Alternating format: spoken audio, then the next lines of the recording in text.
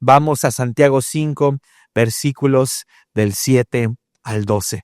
Y dice lo siguiente: Amados hermanos, tengan paciencia mientras esperan el regreso del Señor. Piensen en los agricultores que con paciencia esperan las lluvias de otoño y la primavera. Con ansias esperan a que maduren los preciosos cultivos. Ustedes también deben de ser pacientes. Anímense, porque la venida del Señor está cerca. Hermanos, no se quejen unos de otros o serán juzgados. Pues miren, el juez está a la puerta. Amados hermanos, tomen como ejemplo de paciencia durante el sufrimiento a los profetas que hablaron en el nombre del Señor. Honramos en gran manera a quienes resisten con firmeza el tiempo de dolor. Por ejemplo, han oído hablar de Job, un hombre de gran perseverancia. Pueden ver cómo al final el Señor fue bueno con él, porque el Señor está tan lleno de ternura y misericordia. Pero sobre todo, hermanos míos, nunca juren por el cielo, ni por la tierra, ni por ninguna otra cosa. Simplemente digan sí o no, para que no pequen y sean condenados. Hasta ahí está bien. He titulado a este mensaje de domingo: Ven, Señor Jesús.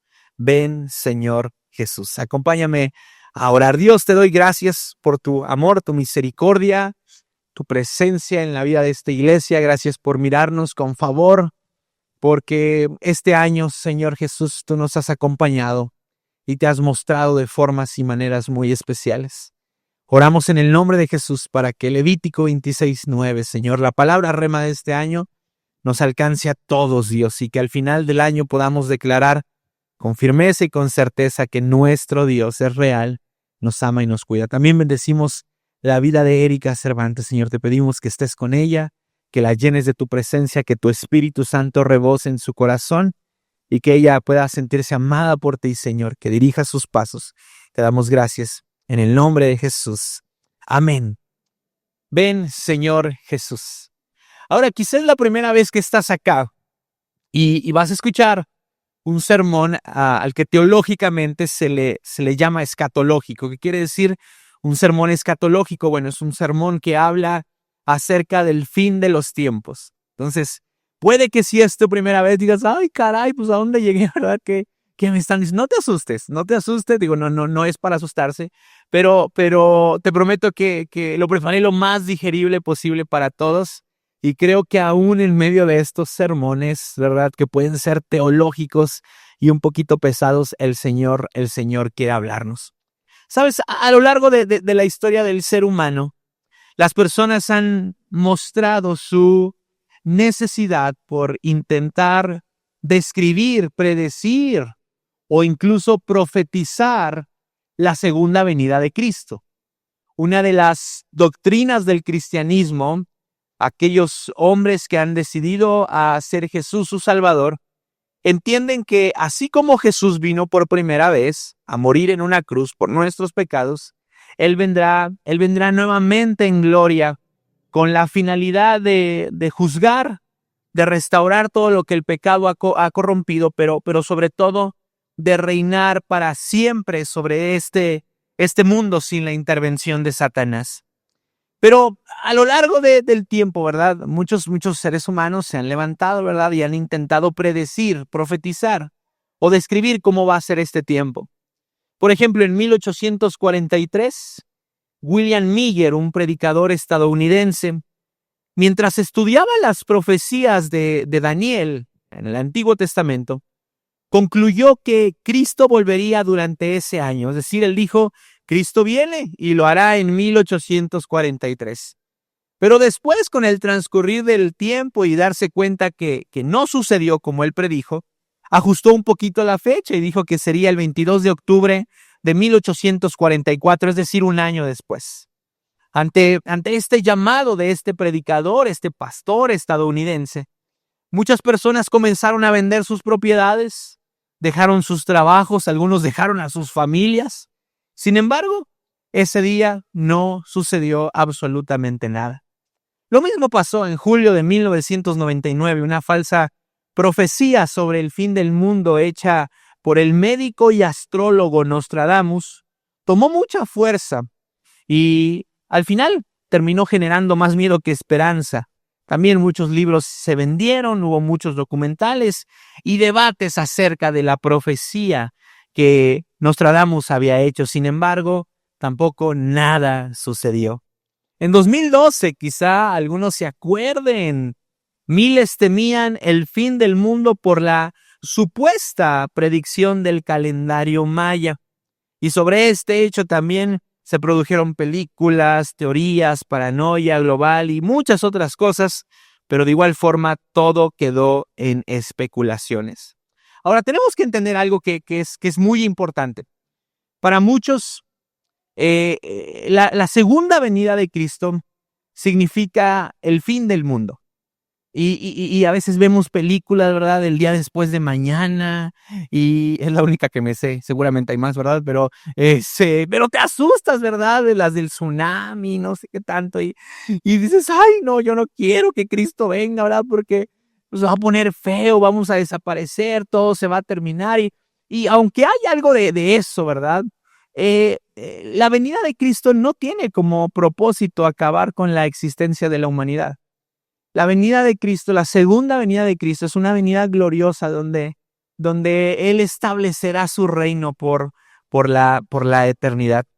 Ahora, seguramente estas y muchas otras predicciones sobre la venida de Cristo no serán las últimas que escucharemos. Seguramente cuando lleguemos a un número curioso, ¿verdad? En el calendario vamos a escuchar a personas decir que ahora sí el final está cerca. Pero aquellos que creemos en Jesús, debemos de tener la certeza de que, aunque no podemos conocer todo sobre el futuro, nuestro Dios sí lo conoce. Amén. Tú y yo como seres humanos somos incapaces, ¿verdad?, de conocer todo lo que va a suceder en el futuro, pero el Dios en el que creemos sí lo conoce. Y lo mejor de todo esto es que en las Escrituras, la Biblia que tienes en tus manos, el Señor ha dejado plasmado de una forma muy específica y clara cómo será aquel día en el que Él vuelva. Apocalipsis 22, versículo número 6, dice lo siguiente. Y me dijo, estas palabras son fieles y verdaderas. Y el Señor, el Dios de los espíritus de los profetas, ha enviado a su ángel para mostrar a sus siervos las cosas que deben de suceder pronto. Estas palabras las está diciendo uno de los ángeles con los que Juan se encontró en las visiones múltiples que tiene el libro de Apocalipsis. Y este ángel nos deja ver al menos 3 características importantes de las Escrituras. La primera de ellas es que las Escrituras son fieles. Como cristianos debemos de reconocer que en la palabra de Dios se encuentran todos los mandamientos que el Señor desea que tú y yo llevemos a cabo para que tengamos una buena vida. Y que además, al comprometernos a llevarlos a cabo, seremos bendecidos. Por eso el ángel dice que las Escrituras, o las palabras más bien que él está diciendo, son fieles.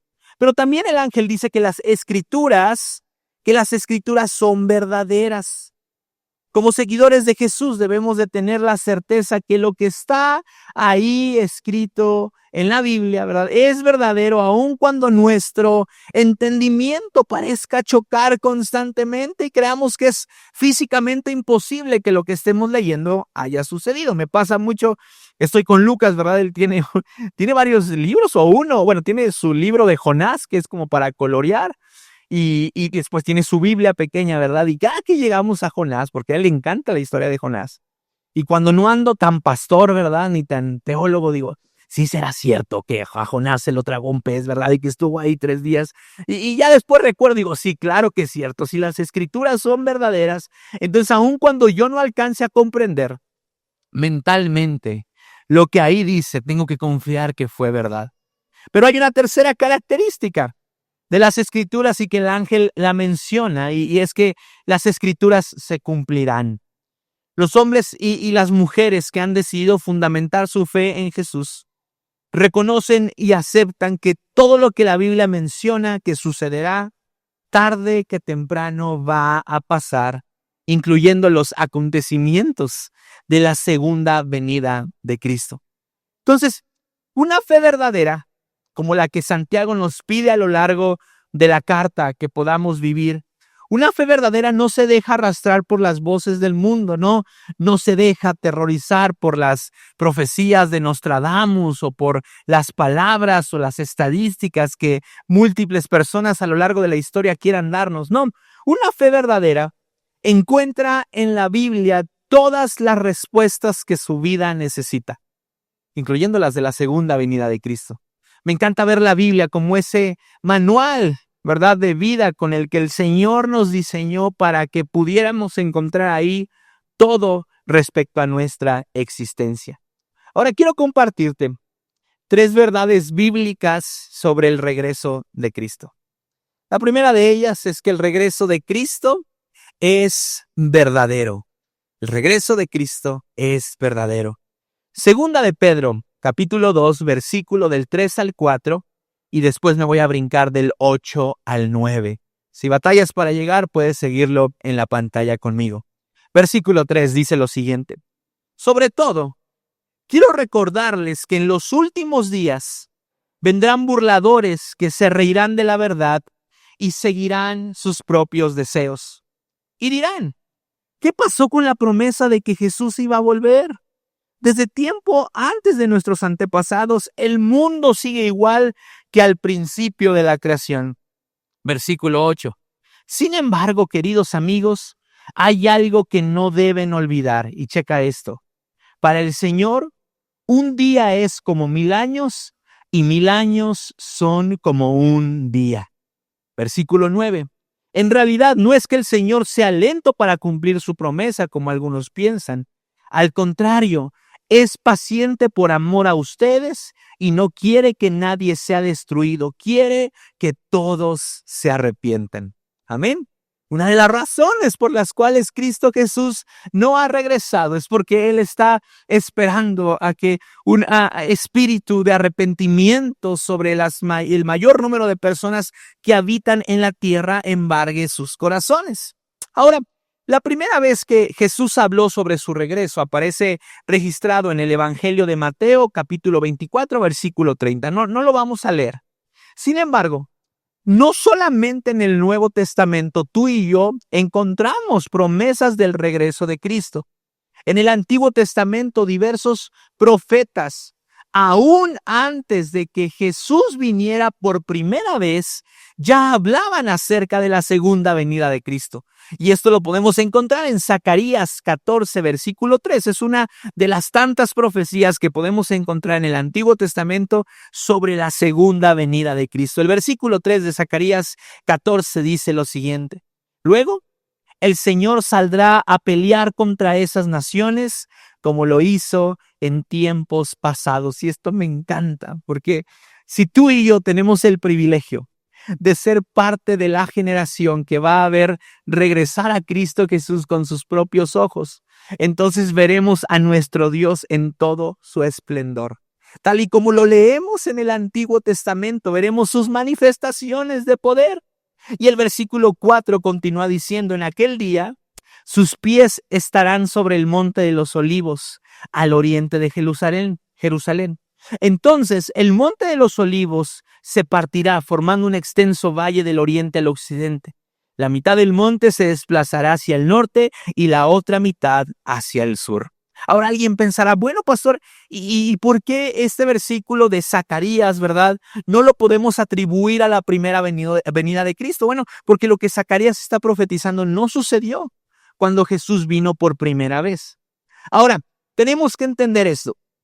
Las palabras de Zacarías se escribieron aproximadamente entre el 520 y 518 antes de Cristo, lo que indica que hasta el día de hoy han transcurrido 2.545 años y Jesús aún no ha regresado.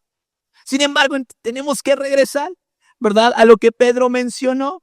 Dice que para el Señor un día es como 1000 años y 1000 años son como un día. Iglesia, la primera verdad bíblica sobre la segunda venida que debemos abrazar con el corazón es que el regreso de Cristo es verdadero. No importa lo que otros digan, no importa si creemos que ha transcurrido demasiado tiempo, no importa si a veces pareciera que la maldad en el mundo está ganando, si nuestro Salvador prometió volver, Él lo hará. Amén. Tenemos que tener esa esperanza en nuestros corazones, una esperanza viva de que así como Jesús vino por primera vez para morir por nuestros pecados, Él vendrá por segunda ocasión y establecerá su reino sobre la tierra.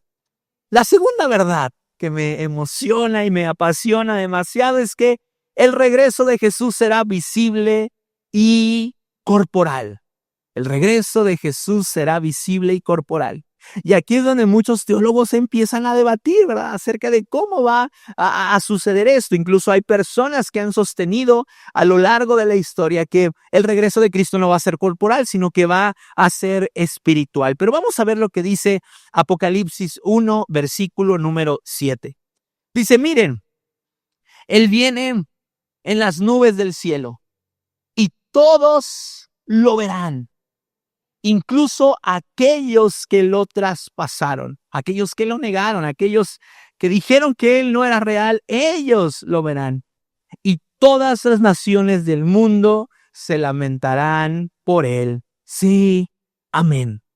Hechos capítulo número 1, versículo número 11 dice lo siguiente. Hombres de Galilea, les dijeron, ¿por qué están aquí parados mirando al cielo? Jesús fue tomado de entre ustedes y llevado al cielo, pero un día volverá del cielo de la misma manera en la que lo vieron irse. ¿Sabes?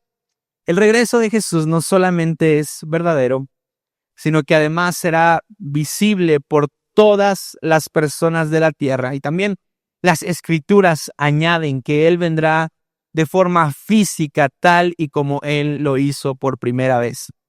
Ahora, es indudable, ¿verdad? Y no tengas miedo a hacerte ciertas preguntas complicadas, pero lo primero que alguien podría pensar, ¿cómo es que si el regreso de Jesús va a ser un regreso físico, todas las personas en el mundo lo van a poder ver?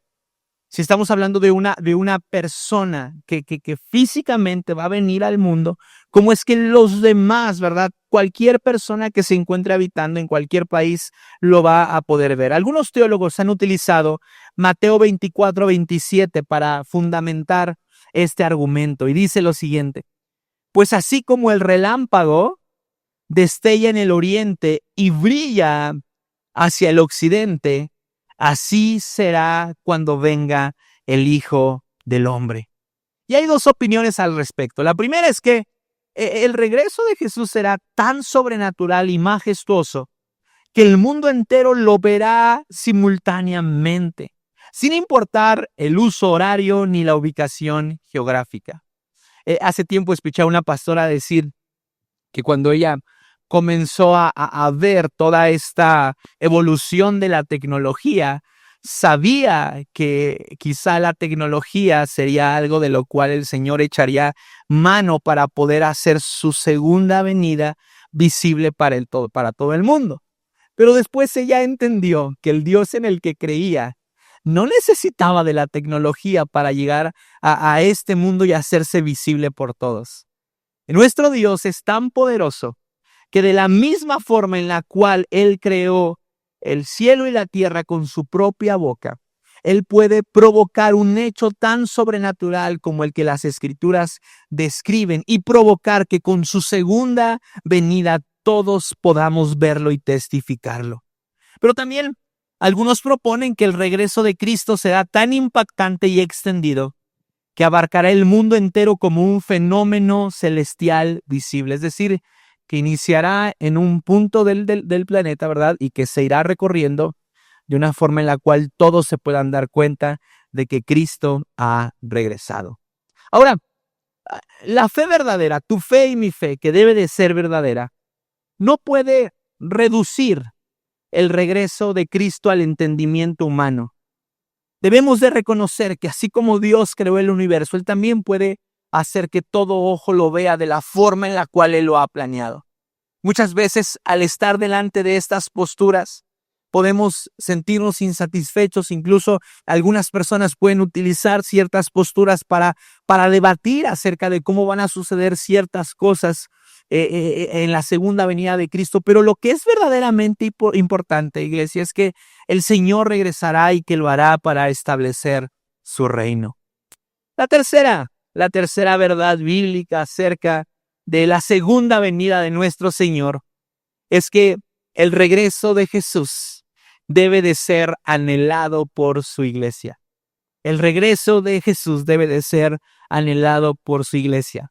Apocalipsis 22, versículo número 20, dice lo siguiente. Aquel que es el testigo fiel de todas esas cosas, dice, sí, yo vengo pronto. Amén.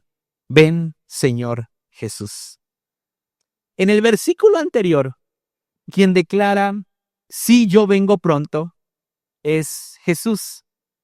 Pero quien responde, amén, ven, Señor Jesús, es el apóstol Juan. Y esa misma declaración de anhelo por ver a Cristo Jesús regresar que hay en el corazón de Juan, es una misma declaración que debe de estar constantemente en nuestros corazones. Ahora muchas personas dicen, no, es que no venga Cristo todavía, ¿verdad? Yo todavía no amo, no conozco el amor, ¿verdad? Estoy planeando mi boda, aguas, porque hay varios que se van a casar pronto, ¿verdad? Entonces algunos dicen, no, que me case, Señor, y después ya vienes, ¿verdad? Quiero acabar mi carrera y ya después vienes, quiero acabar de pagar mi carro. Mira, al contrario, si viene Cristo, te liberas de la deuda, ¿verdad? Entonces, pero algunas personas dicen, no, yo quiero, ¿verdad? Vivir y que después Cristo Jesús venga.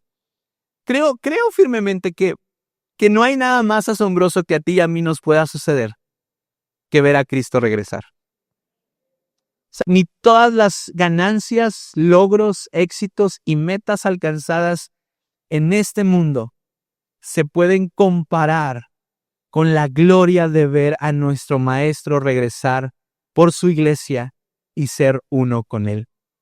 Debemos de anhelar que Cristo Jesús vuelva.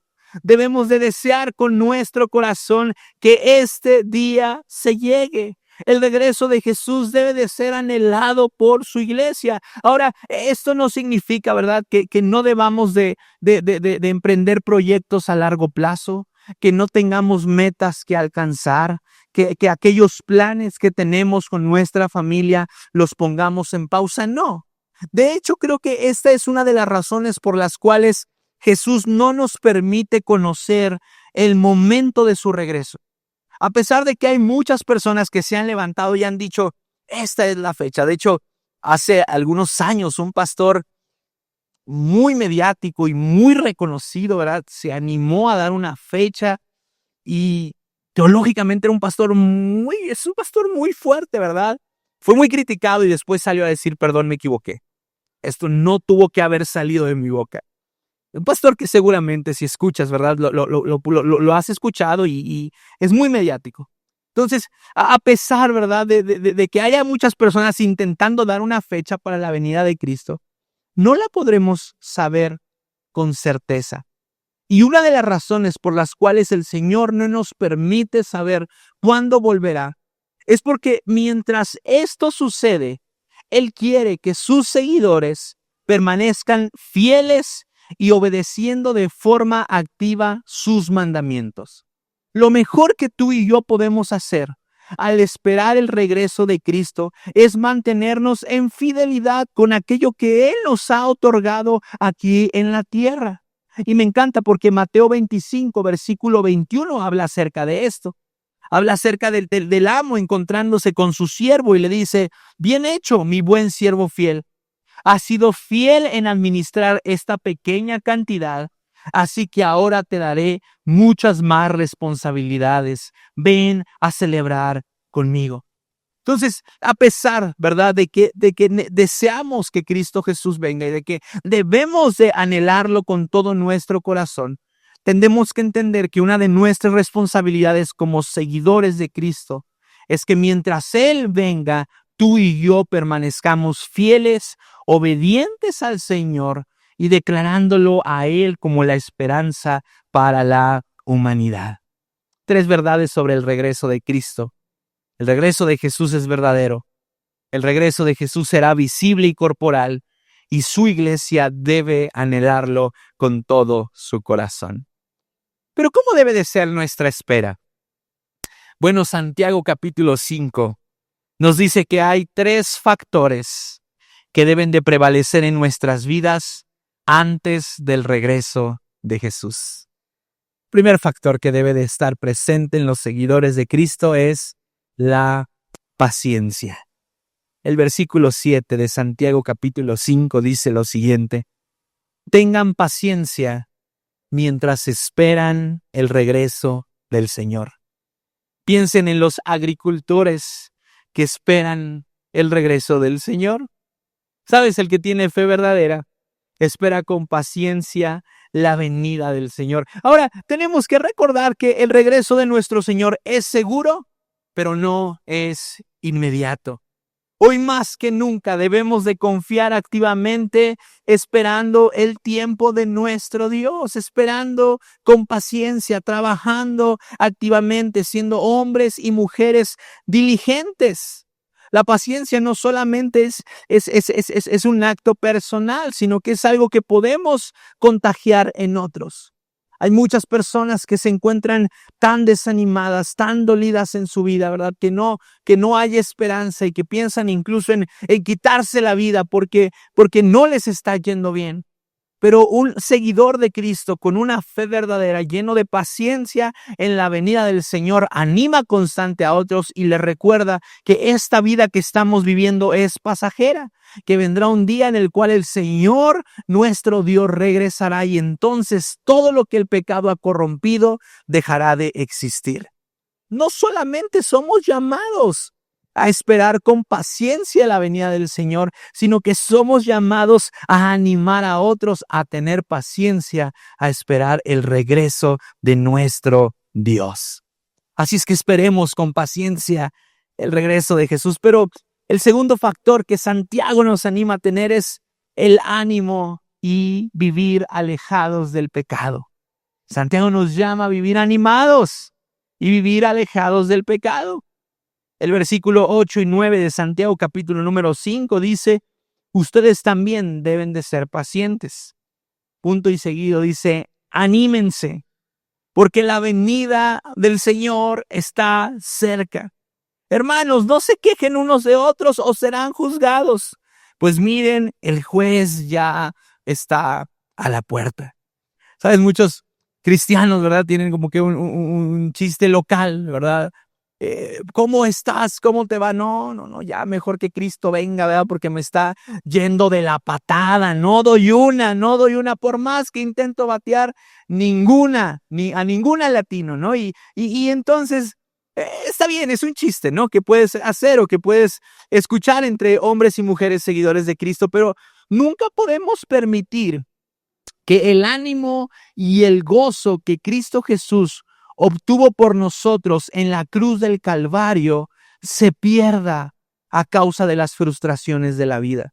Tenemos que reconocer que Cristo Jesús viene y que uno de los comportamientos que el Señor espera que en nuestros corazones despierte es el ánimo, pero también Él desea que seamos entendidos de que como Él viene, tenemos que estar a cuentas con Él y alejados del pecado.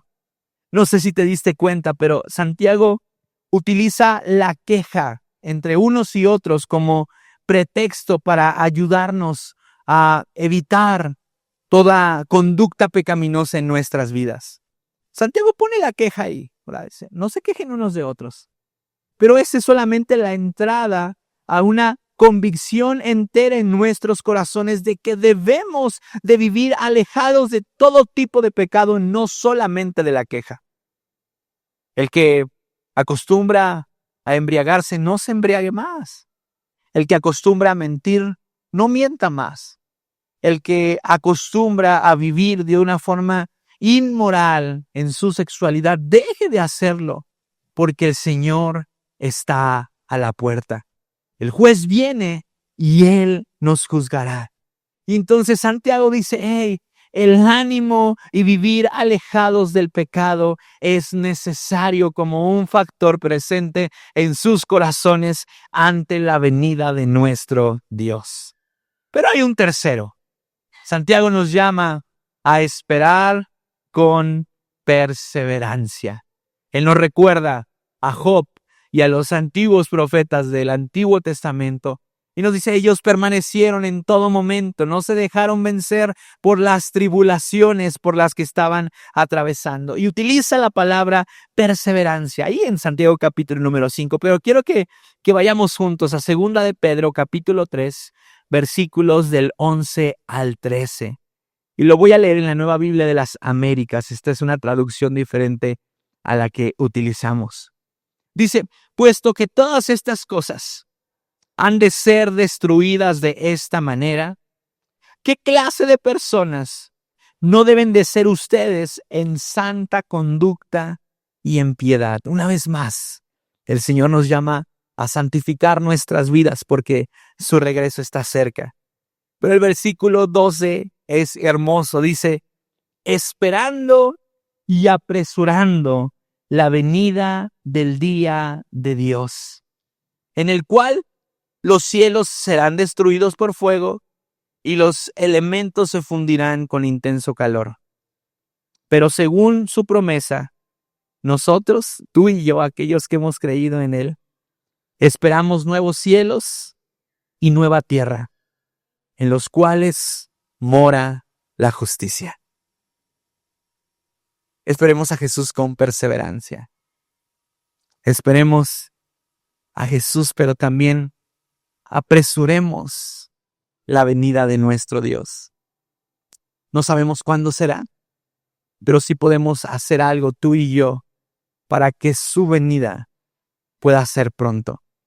Me encanta ver el corazón de Dios tan paternal en todos los aspectos de las Escrituras. Me encanta leer que una de las razones por las cuales Él ha sido paciente en su regreso es porque no quiere que nadie sea destruido y quiere que todos procedan al arrepentimiento. Y sabes, tú y yo somos parte de este mover que hay en el corazón de Dios. Por eso debemos de esperarlo con perseverancia. Por eso debemos de esperarlo, pero también hacer trabajos para apresurar su regreso. Algo estaba dando los avisos, ¿verdad? Y dice, algo está sucediendo en nuestra iglesia, ¿verdad? Donde estamos creciendo, estamos viendo llegar a familias nuevas.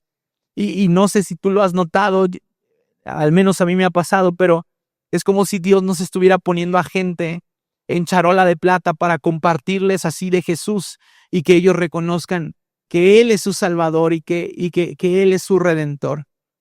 Y cuando tú y yo no dejamos pasar esas oportunidades, entonces nos convertimos en hombres y mujeres que esperan con perseverancia la venida de nuestro Señor, que entienden que es necesario que el reino de Dios se establezca y que cada persona que está delante de nosotros es una oportunidad más para que al alcanzarla y llevarla al arrepentimiento, los días que pudieran ser muy largos entre el regreso de Jesús y nosotros se acorten y entonces lo podamos ver en su gloria total y completa, como las Escrituras lo dicen.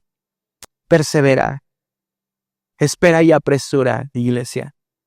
No desaproveches ninguna oportunidad que el Señor te dé para compartir a otros sobre el perdón de pecados que Cristo Jesús nos ofreció a ti y a mí en la cruz. Cada persona que procede al arrepentimiento significa que el tiempo de la venida de nuestro Señor está más cerca. Perseveremos y trabajemos en el reino de nuestro Dios. Ponte de pie, por favor.